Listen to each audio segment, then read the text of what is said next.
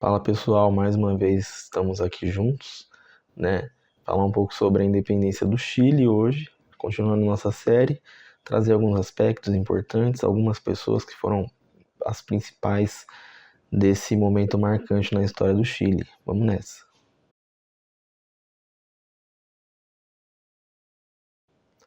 Tudo bem, pessoal? Meu nome é Souza, novamente aqui trazendo com vocês um capítulo importante da nossa história aqui da América, né? A independência do Chile, certo? Independência do Chile, assim como as outras, né?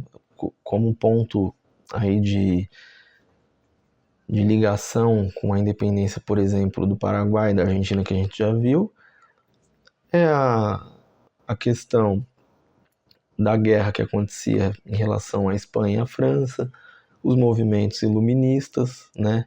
As independências dos países da América do Norte, né? Tudo isso inspirou, vamos colocar assim, serviu de inspiração para os países aqui da América Latina, né?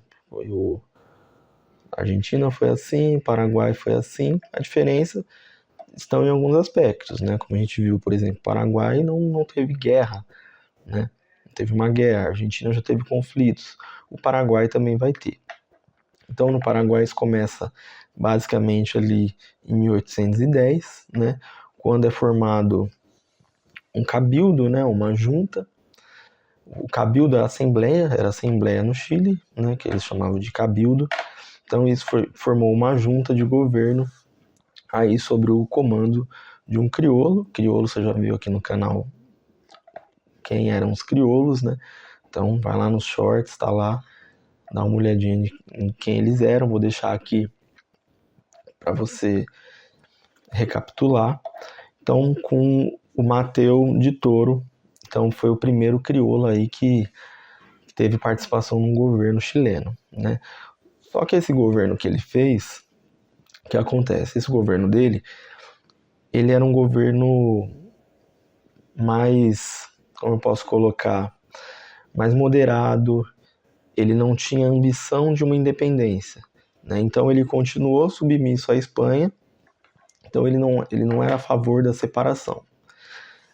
A partir desse momento que essa junta é criada, né, começou a ter alguns conflitos. Então você tinha de um lado ali uns crioulos que queriam a separação, queriam a independência, né, que não era o caso do Mateu de Toro. Ele assumiu, mas ele era um pouco mais conservador em relação a isso.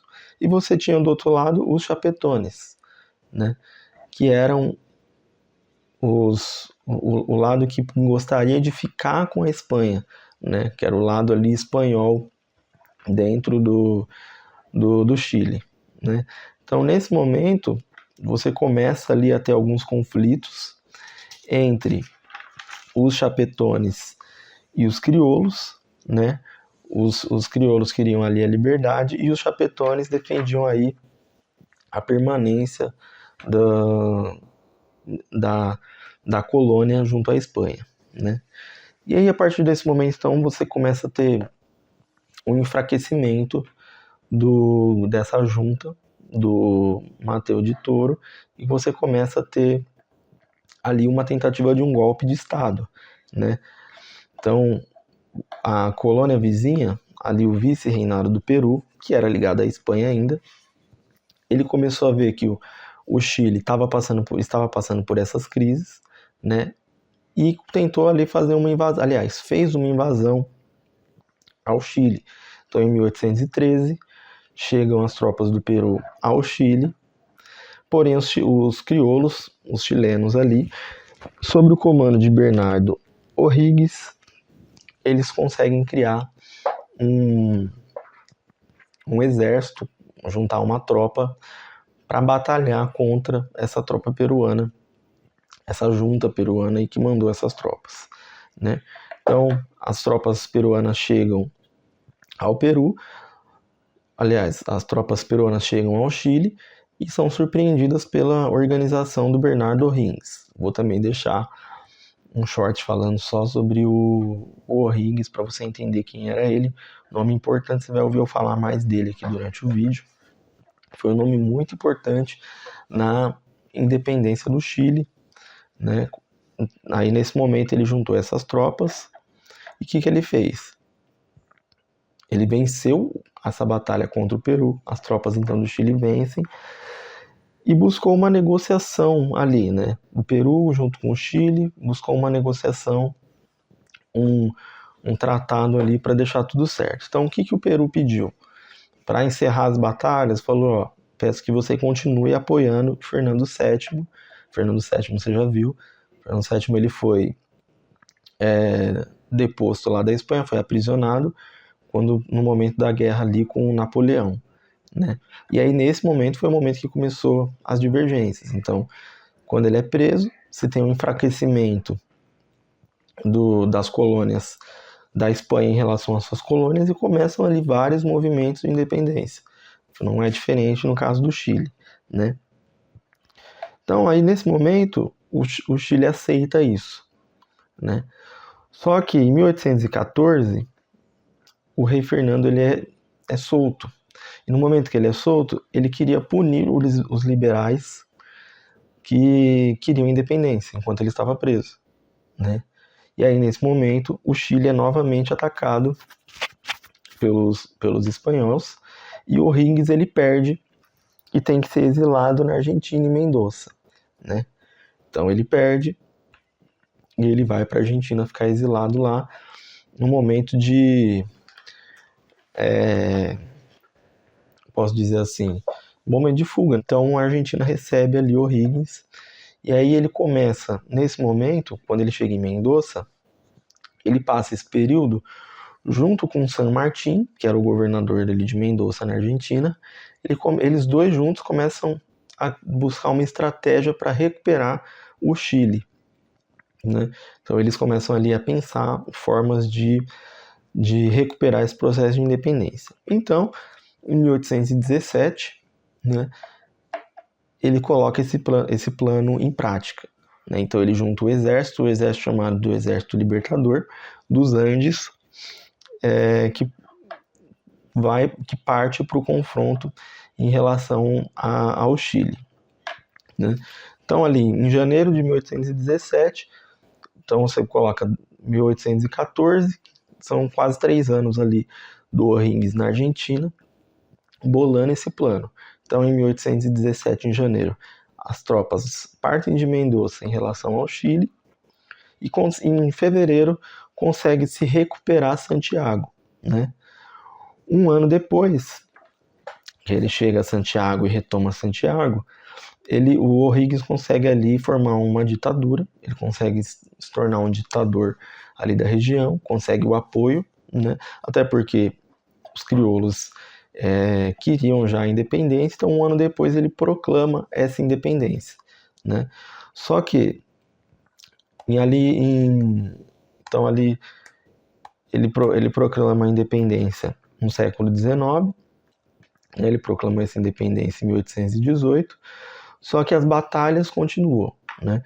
As batalhas com os espanhóis só terminaram em abril de 1818, com a batalha ali de Maipe, né? Essa batalha ela termina com um abraço entre o governador de San Martín e o O'Higgins, né?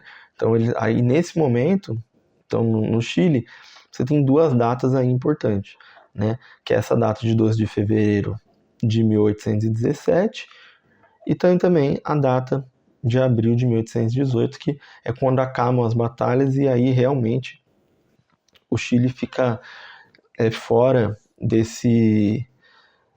dessa batalha aí com a Espanha e aí realmente consegue a independência, tá? Então aqui basicamente é esse resumo em relação à independência do Chile, né? Eu vou trazer aqui alguns outros pontos. Então, batalhas sangrentas, né? Então você teve sim batalhas sangrentas. Você teve a batalha de Chacabuco, né? É uma batalha famosa. Então Não foi como, por exemplo, no Paraguai, que foi uma coisa ali mais diplomática. Não, teve batalhas, teve guerras para a independência. Hoje, eu tentei trazer essa aula um pouco mais dinâmica, né? Um pouco mais rápida, sem os slides, por ser uma história um pouco mais longa. Não enchei de slide aqui, né? Mas aí com as imagens que eu fui colocando, acredito que foi visualizando isso que eu trouxe, tá? Então, mas aí eu vou lançar aí os shorts referente os chapetones, referente ao Bernardo O'Higgins, com um pouco mais de detalhes, tá? E referente também a essas batalhas. Então, eu sempre vou trazer aqui o conteúdo referente a um resumo, referente ao que aconteceu, e alguns detalhezinhos eu vou lançando nos shorts, referente ao que eu fiz com os crioulos.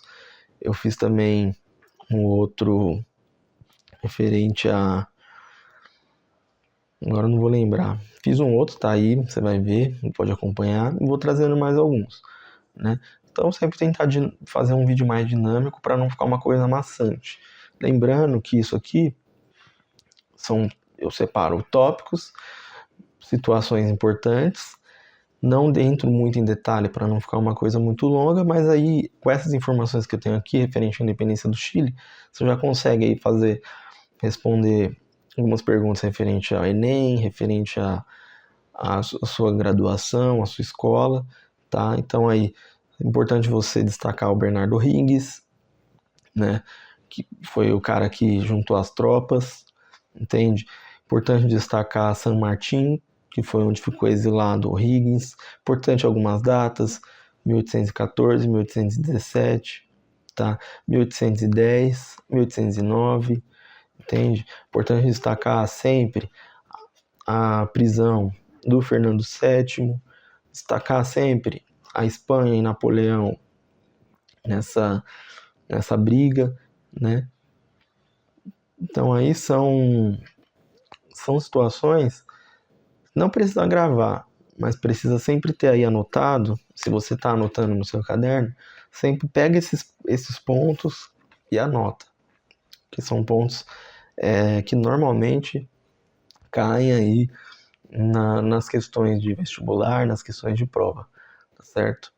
Então é isso, o vídeo de hoje. Vou trazer mais vídeos durante a semana, durante as próximas, como eu sempre falo, né? Vamos acabar a nossa, se eu não me engano, próxima vídeo dessa série referente às independências da América Espanhola é sobre a Bolívia, tá? Também aí de spoiler, entra nesse mesmo contexto. Então você vai fazer um resumão aí de todos, primeira linha, contexto histórico de início dessas independências, basicamente sempre começa lá da Espanha tentando com os problemas ali referentes às batalhas com a França do Napoleão, ideias iluministas vindo para cá, também inspiração nas independências dos países ali da América do Norte. Então sempre esses tópicos têm que estar dentro daquelas suas anotações ali, tá certo? Então é isso. Agradeço mais uma vez vocês ficando aqui assistindo o vídeo por inteiro, é sempre legal. Vou lançar mais shorts, então comenta aí, vamos discutir. Se tiver alguma coisa que eu escapei, deixa aí nos comentários. Se tiver alguma fonte diferente, sempre legal a gente debater. Então curte aí, se inscreve, manda para outras pessoas ali no seu grupo da escola, da faculdade, tá? E pra gente poder trazer mais vídeos aqui, tá certo? Valeu, é isso, até o próximo vídeo.